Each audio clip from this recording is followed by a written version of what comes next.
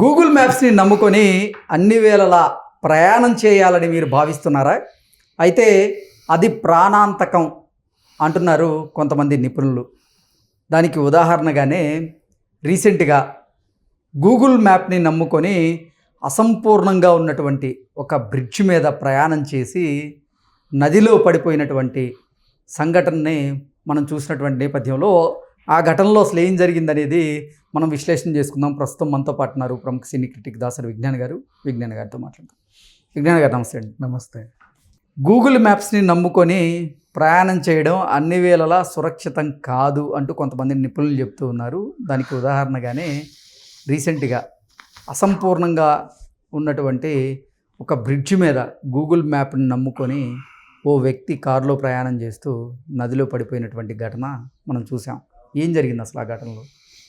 First of all దీంట్లో Google తప్పు ఎంత లేదో అంత కూడా ఉంది.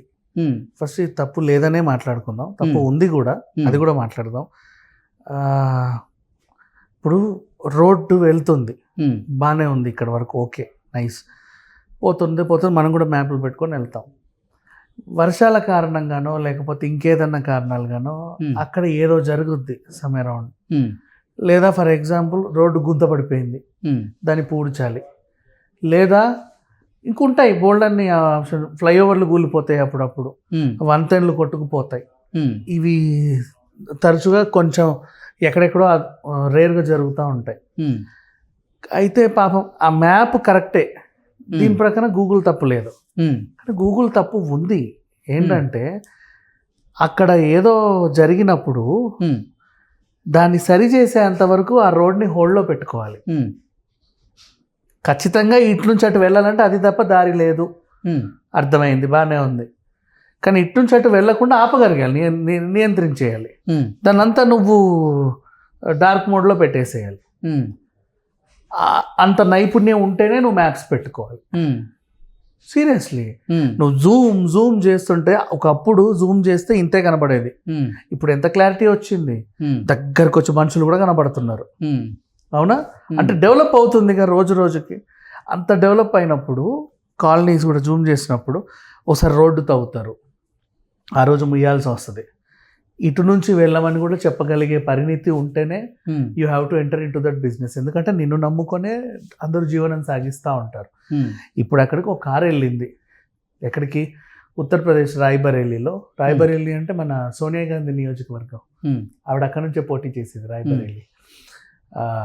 అక్కడ రామ్ గంగా నది పైనుంచి వంతెన, మొన్న భారీ వరదలకి ఆ వంతెన కొట్టుకుపోయింది. సరే, అప్పుడు కూడా అది ఒక దుర్ఘటనే.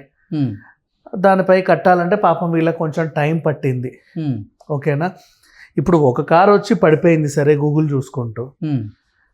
ఒక పెళ్ళి బృందం బయలుదేరితే, కారు కాబట్టి సరిపోయింది, వీళ్ళు వెళ్ళేది పెళ్ళికి. ఒక బృందం బయలుదేరితే, ఒక బస్సో గిస్సో బయలుదేరితే ఏంటి పరిస్థితి? ఎన్ని ప్రాణాలు పోతుంటాయి? ఆపలేం కదా మనం దాన్ని. ఇక్కడ 3 మరణించారు అంటే షాక్, వాళ్ళకి ఏమవుతుందో తెలియదు. అదే మూడ్లో వెళ్తున్నారు సడన్గా ఢామ్ అని పడిపోయింది. అప్పుడే వంతెన కూలిందో తెలియదు, ఇంకేమైందో తెలియదు. వాళ్ళ ముగ్గురికి అసలు ఏం జరిగిందో తెలియదు, ఎందుకంటే అప్పటికే స్పాట్ డెడ్. ఇప్పుడు మనకి తెలుసు, ఆ పిక్చరైజేషన్ చూస్తుంటే అక్కడి వరకే ఉంది ఫ్లైఓవర్, లేదు ఇంకా, అంతే. అలా ఉంది పరిస్థితి. ఇప్పుడు ఒకప్పుడు కూడా మనకి ఈ మెహదీపట్నం ఫ్లైఓవర్ ఎప్పుడు కట్టారు తెలుసా? జోస్ సినిమా షూటింగ్ అప్పుడు కట్టారు. జోస్ సినిమాలో బస్సు ఫ్లైఓవర్ పై నుంచి కింద పడే సీన్ ఉంటుంది, అది అక్కడే మన మెహదీపట్నం దగ్గరే తీసింది ఆ షూట్. అప్పుడు ఆ ఫ్లైఓవర్ ఇంకా అవ్వాల, దాన్ని షూట్స్కి వాడుకునేవాళ్ళు. అది అయిపోయిన తర్వాత ఓకే. సో సంథింగ్ ఇట్లా నిర్మాణంలో ఉండేటివి కూడా టైంకి అవుతావో అవయో తెలియకుండా కూడా వీళ్ళు మ్యాప్లో రూట్స్ పెట్టకూడదు, వెళ్ళిపోతారు కదా అటు. నెక్స్ట్ ఇంకోటి, వీళ్ళు ఎంత అప్డేట్గా ఉండాలో చెప్పనా, గణేష్ మండపాలు అప్పుడు కూడా దారిలో చూపించాలి. అక్కడ దాకా వచ్చి ఆగిపోతాడు వాడు. పెడతారని తెలియదు కదా గూగుల్కి, కనుక్కోవాలి, లేకపోతే ఆ బిజినెస్ మానేయాలి. ఎందుకంటే నువ్వు పెట్టేది ఫుల్ అథెంటిసిటీ బిజినెస్. ఊబర్కి మ్యాప్స్ ఉన్నాయి, సొంత మ్యాప్స్ ఉన్నాయి. ర్యాపిడో కూడా సొంత మ్యాప్స్ ఉన్నాయి వాళ్ళు. అండ్ ఇవి లేనోళ్ళు ఊబర్ ర్యాపిడోలు ఏంటి, ఆ డ్రైవర్లు చూసుకుంటారు, తరచూ తిరుగుతారు కాబట్టి వాళ్ళకి తెలుసు. ఊబర్ని ఎవడు నమ్ముతాడు? ఎప్పుడు వెళ్ళచోటానికి వెళ్ళేవాడు, కొత్తగా పోయేటోడు నమ్ముతాడు. వెళ్ళేవాడు అలాగే సీదా చూపిస్తుంది, దారిలో అనుకోకుండా ఫ్లైఓవర్ వస్తుంది, ఇది ఎక్కాలో తెలియదు, అటు పోవాలో తెలియదు.